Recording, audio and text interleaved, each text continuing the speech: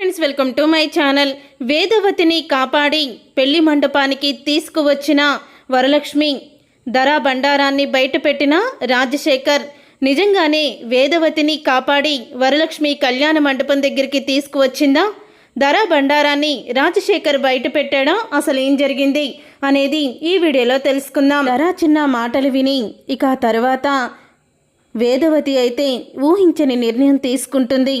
నీకు బాబు పుట్టిన తర్వాతే డిఎన్ఏ టెస్ట్ చేయించి అప్పుడు ఒకవేళ విష్ణు బిడ్డ అయితే నిన్ను విష్ణుకి ఇచ్చి పెళ్లి చేస్తాను, చిన్న బిడ్డ అయితే చిన్నాకి ఇచ్చి పెళ్లి చేస్తాను అంటూ ఊహించని నిర్ణయం తీసుకుంటుంది వేదవతి.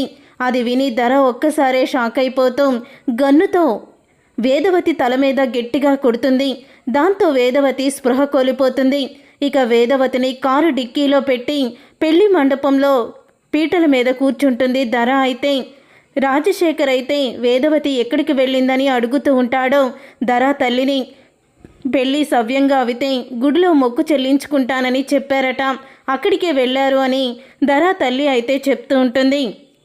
పెళ్లి సమయానికి మొక్కు తీర్చుకోవడానికి వెళ్ళడం ఏంటి అని అనుకుంటూ ఉంటారు టెన్షన్ పడుతూ. ఇక విష్ణు అయితే ధర మెడలో తాళి కట్టడానికి సందేశిస్తూ ఉంటాడు. ఇక అంతా కూడా వరలక్ష్మి గుర్తుకొస్తూ ఉంటుంది విష్ణుకి. వరలక్ష్మి అయితే విష్ణుని పాప గురించి నిలదీయాలని చెప్పి లోపలికి వస్తూ ఉంటుంది. అలా లోపలికి వచ్చేటప్పుడు వరలక్ష్మిని తప్పించుకొని ఇక ధర వేదవతి దాచిపెట్టిన కారు అయితే స్పీడ్గా వెళ్తూ ఉంటుంది. ఇక అలా స్పీడ్గా వెళ్ళేటప్పుడు డిక్కీ అయితే ఓపెన్ అవ్వడంతో వరలక్ష్మి వెనక్కి తిరిగి చూస్తుంది. వెనక్కి తిరిగి చూసేసరికి ఆ కారులో వేదవతి అయితే ఉంటుంది. ఇక వేదవతిని చూసి ఇదేంటి అత్తయ్య స్పృహ కోల్పోయి కారు డిక్కీలో ఉన్నారు, ఏదో జరుగుతుంది అని వరలక్ష్మి ఇక ఆ కారుని ఫాలో అవుతూ వెళ్ళమని తన తమ్ముడికైతే చెప్తుంది. అప్పుడే ఆటోలో కారుని ఫాలో అవుతూ వెళ్తూ ఉంటుంది వరలక్ష్మి. అయితే ఆ కారు ఒక చోట ఆగుతుంది. ఇక ఆగంగాల్ని అప్పుడే ఇక వరలక్ష్మి అయితే అప్పుడే కారులో ఉన్న వేదవతిని తీసుకొని ఇక ఆటోలోకి ఎక్కిస్తుంది. కానీ కారులో ఉన్న డ్రైవర్ అయితే ఇదంతా ఏమీ గమనించడం. ఆ తర్వాత ఇక వేదవతి అయితే స్పృహలోకి వస్తుంది. నీళ్లు చల్లి వేదవతిని స్పృహలోకి తీసుకొస్తుంది వరలక్ష్మి. అమ్మ వరలక్ష్మి, నీలాంటి దానికి అన్యాయం చేసినందుకు ఆ దేవుడు నాకు ఇటువంటి శిక్ష విధించాడు. ఇన్ని రోజులు నిన్ను విష్ణుని విడదీసినందుకు నాకు మంచి శిక్ష విధించాడు ఆ దేవుడు అంటూ వేదవతి అయితే ఏడుస్తూ ఉంటుంది. ఏంటత్తయ్య మీరు కారు డిక్కీలో ఉండడం ఏంటి అని అంటూ ఉంటుంది వరలక్ష్మి. అయితే అప్పుడే వరలక్ష్మికి జరిగిందంతా కూడా వేదవతి చెప్తుంది. ధర చేసిన కుట్రలో నేను ఒక పాములాగా మారిపోయాను. ధర ఇప్పుడు నా కొడుకుని పెళ్లి చేసుకొని నా ఇద్దరు కొడుకుల జీవితాల్ని నాశనం చేస్తుంది. నువ్వు ఎలాగైనా ఆ పెళ్ళి ఆపాలమ్మా అని అంటూ ఉంటుంది వేదవతి. అది కాదత్తయ్య, మిమ్మల్ని హాస్పిటల్కి తీసుకువెళ్తాను అని అనగానే నాకేం పర్వాలేదమ్మా, నేను బాగానే ఉన్నాను, కానీ ఆ ధర నా కొడుకుని పెళ్లి చేసుకోకూడదు, నువ్వే నా కోడలివి, నీకు ఇద్దరు కూతుళ్ళమ్మా అని అంటూ నిజాన్ని బయట పెడుతుంది వేదవతి. ఏంటత్తయ్య మీరు చెప్పేది? నువ్వు ప్రసవించినప్పుడు నీ పక్కలో నుంచి నీకు పుట్టిన పాపని విష్ణు తీసుకువచ్చేశాడు. వైష్ణవి ఎవరో కాదో నీకు పుట్టిన బిడ్డే అని అంటూ నిజాన్ని బయట పెడుతుంది వేదవతి. అయితే ఇక ఆ మాట విని ఇక వరలక్ష్మి షాక్ అయిపోతూ ఉంటుంది. అంటే ఆ రోజు నాకు కవల పిల్లలు పుట్టారా అని స్టన్ అయిపోతూ ఉంటుంది. అప్పుడే ఇక వరలక్ష్మి ఆటోని మళ్ళీ విష్ణు ఇంటికి పోనిచ్చమని చెప్తుంది. వెళ్ళు, ఎలాగైనా సరే నువ్వు ఆ ధరాని విష్ణు పెళ్లి చేసుకోకుండా ఆపాలి అని అంటూ లోపలికి వెళ్ళబోతూ ఉంటుంది వరలక్ష్మి. అయితే అప్పుడే ఇక విష్ణు ధర మెడలో తాళి కట్టడానికి సిద్ధంగా ఉంటాడు. పంతులు గారైతే ఈ తాళిని ధర మెడలో కట్టుబాబో అని అంటూ ఉంటాడు. అప్పుడే ఇక ధర అయితే ఆలోచించుకో విష్ణు, ముహూర్తం దాటిపోతుంది, దయచేసి నా మెడలో ఈ తాళి కట్టు, ఈ తాళి కోసం నేను ఎన్నో సంవత్సరాల నుంచి ఎదురు చూస్తున్నాను అని అంటూ ధర అయితే ప్రాధేయపడుతుంది విష్ణుని. ఇక విష్ణు అయితే ధర మెడలో సరిగ్గా తాళి కట్టేటప్పుడే అక్కడికి వరలక్ష్మి అయితే వస్తుంది. ఇక వరలక్ష్మి ఆపండి అని అంటూ ఉంటుంది. ఇక వరలక్ష్మిని చూసి ధర అయితే షాక్ అయిపోతూ ఉంటుంది. ఇక ధర షాక్ అయిపోతూ ఎందుకు వచ్చావు నువ్వు మళ్ళీ? విష్ణు, తన మాటలు నువ్వు పట్టించుకోకుండా నా మెడలో తాళి కట్టు అని అంటూ ఉంటుంది ధర.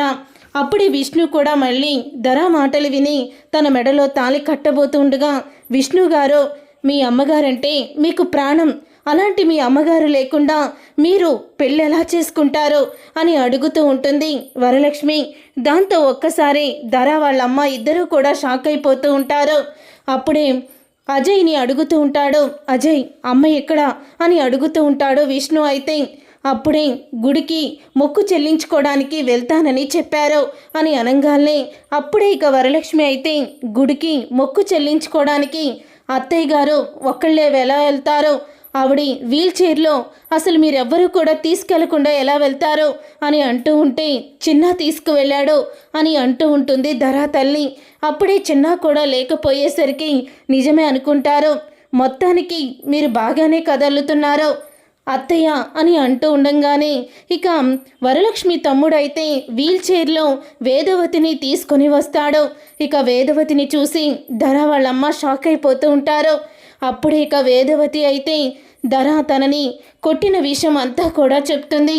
నన్ను కారు డిక్కీలో పడేసి ఇప్పుడు ఇక్కడ అబద్ధాలు చెప్తున్నారు అని అనగానే అప్పుడే రాజశేఖర్ అయితే నిన్ను చంపాలని చూసిందా ఈ ధర అని అంటూ ఉంటే, అవును, తన కడుపులో ఉన్న బిడ్డకి తండ్రి చిన్న, ఆ విషయం తెలుసుకున్న నేను ఈ పెళ్లి జరగదు అని చెప్పాను, కానీ వినిపించుకోకుండా విష్ణువునే పెళ్లి చేసుకుంటాను అని చెప్పి తను నన్ను తల మీద బలంగా కొట్టి స్పృహ కోల్పోయేలా చేసింది అని వేదవతి చెప్తుంది.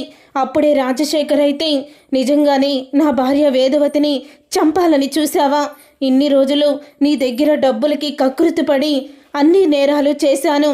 వేదవతి నన్ను దేవుళ్లాగా భావిస్తుంది, కానీ వేదవతికి తెలియకుండా డబ్బులకి ఆశపడి నువ్వు చేసిన కుట్రలో నేను భాగమయ్యాను. బాబు విష్ణు, నిజంగానే ధర కడుపులో ఉన్న బిడ్డకి తండ్రి నువ్వు కాదు, చిన్నానే. అలాగే ఈ ధర నిన్ను వరలక్ష్మిని విడదీయడానికి మీ అమ్మకి మాయ మాటలు చెప్పి నిన్ను వరలక్ష్మిని విడదీసింది. ఆ రోజు వరలక్ష్మి నీతో కాపురం చేద్దామనే వచ్చింది, కానీ ఈ ధర మీ అమ్మని ఏమార్చి దొంగ మాటలు చెప్పి నీ జీవితం బాగుండాలి, మీ కొడుకు జీవితం బాగుండాలంటే వరలక్ష్మి తన జీవితంలోకి రాకూడదు అని అన్ని మాటలు చెప్పి వెంటనే వరలక్ష్మి నువ్వు విడిపోయేలా చేసిందంటూ రాజశేఖర్ అయితే మొత్తం నిజాలన్నీ బయట పెడతాడు. అప్పుడే ఇక వరలక్ష్మి అలాగే వేదవతి అంటూ ఉంటారు. వరలక్ష్మి అయితే ఎందుకు నా కూతుర్ని దూరం చేశారో అని విష్ణుని అడుగుతూ ఉంటుంది. మనకి కవల పిల్లలు పుట్టారు, ఒక కూతుర్ని మీరు దూరం చేస్తే మరొక కూతుర్ని ఇది దూరం చేసింది అంటూ ఇక ధర చేసిన కుట్రని బయట పెడుతుంది వరలక్ష్మి. అది విని ఇక విష్ణు అయితే ధర చెంప పగలగొడతాడు. చూసారుగా ఫ్రెండ్స్, రాబోయే కథలో ఖచ్చితంగా ఇలాగే జరగబోతుంది. మరి ఇలాగే జరగాలని మీరైతే కోరుకుంటున్నారా? అయితే వీడియోని తప్పకుండా లైక్ చేయండి, షేర్ చేయండి, కామెంట్ చేయండి. వంటలక్క సీరియల్ అప్కమింగ్ ఎపిసోడ్స్ని టీవీలో కన్నా ముందుగా చూడాలనుకుంటున్నారా? అయితే వెంటనే ఛానల్ని సబ్స్క్రైబ్ చేసుకొని పక్కనే ఉన్న గంట సింబల్పై ఆల్ అని క్లిక్ చేయండి. అప్పుడే మేము పెట్టే ప్రతి వీడియో మీరు మిస్ కాకుండా చూసేయవచ్చు.